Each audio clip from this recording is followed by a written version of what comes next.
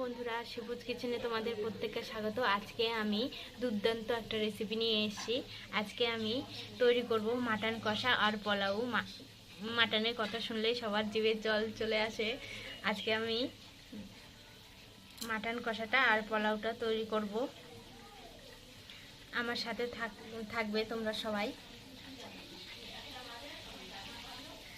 আমি মাটনটা পরিষ্কার করে নেব।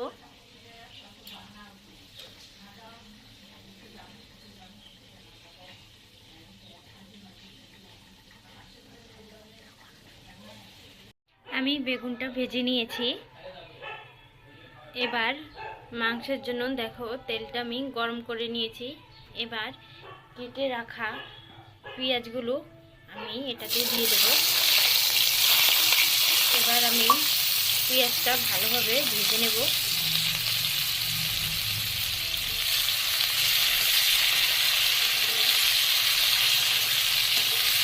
পেঁয়াজটা আমি লাল লাল করে ভেজে নেব।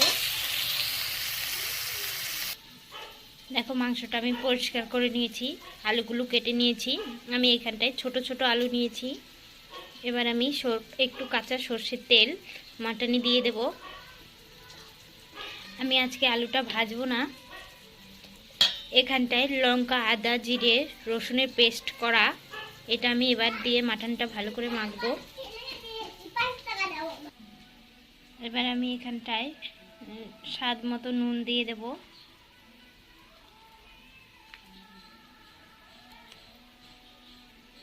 আর পরিমাণ অনুযায়ী হলুদ। এবার এটা আমি ভালোভাবে মেখে নেব। এটা এখন আমি হাত দিয়ে ভালোভাবে মেখে নেব। খুব সুন্দরভাবে এটা মাখতে হবে।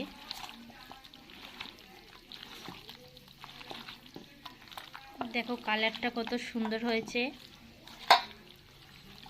এবার আমি এটা আরেকটু ভালোভাবে মেখে নেব।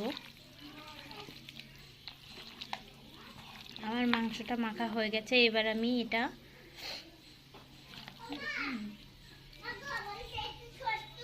কড়াইতে দিয়ে দেব। দেখো পেঁয়াজটা আমি একদম লাল লাল করে ভেজে নিয়েছি। এবার ভেজে রাখা পেঁয়াজের মাঝখানে আমি মেখে রাখা মাটনটা দিয়ে দেব। এবার এটা আমি ভালোভাবে কষিয়ে নেব।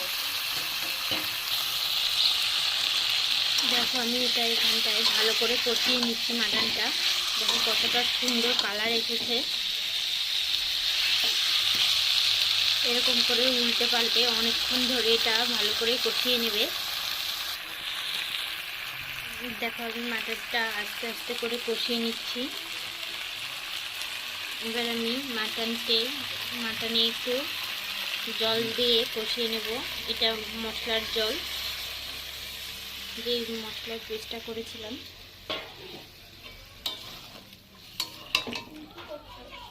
এবার আমি এটা ভালোভাবে কষিয়ে নেব।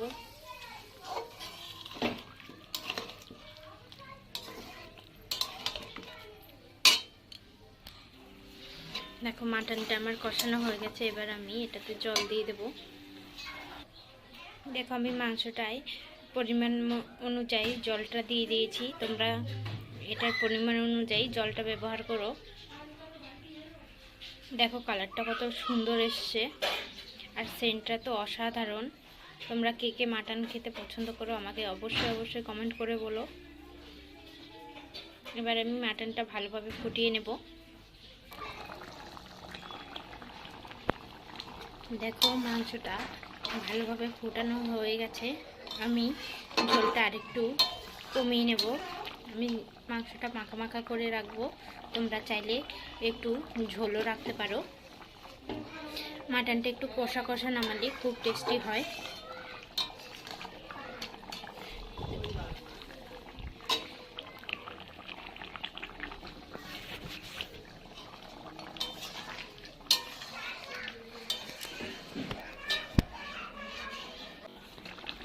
দেখো আমার মাংসটা হয়ে গেছে। এবার আমি গরম মশলাটা দিয়ে দিলাম। এবার আমি একটু নেড়ে চেড়ে মাংসটা নামিয়ে দেব।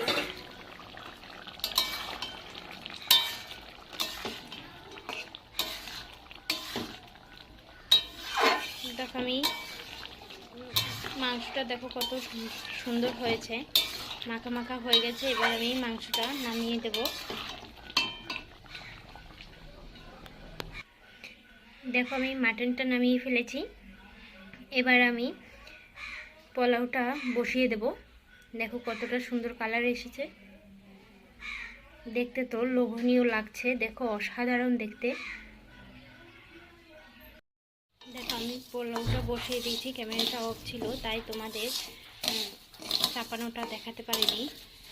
এটাতে সাদা তেল নিয়েছি আর আদাটা তেলে হালকা করে ব্রাউন করে ভেজে নিয়েছিলাম।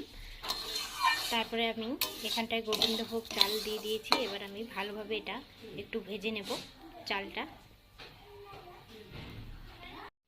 দেখো আমার চালটা ভাজা হয়ে গেছে। এবার আমি এটাতে পরিমাণ অনুযায়ী জল দিয়ে দেব। যদি তোমরা এখানটায় 1 কিলো চাল নাও তাহলে 2 কেজি জল দিতে হবে, আর যদি 500 চাল নাও তাহলে 1 কেজি জল দিতে হবে। দেখো আমি জলটা দিয়ে দিয়েছি। এবার ভালোভাবে ভাতটা ফুটিয়ে নেব।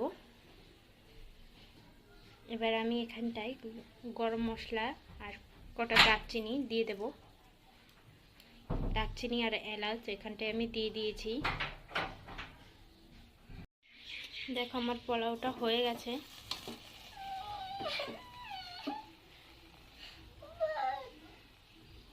দেখো কতটা সুন্দর দেখতে হয়েছে।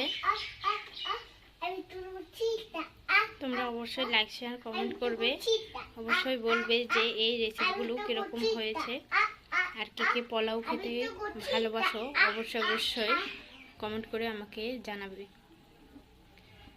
আমার চ্যানেলটাকে লাইক শেয়ার কমেন্ট করো, শেয়ার করো। তোমাদের অসংখ্য ধন্যবাদ।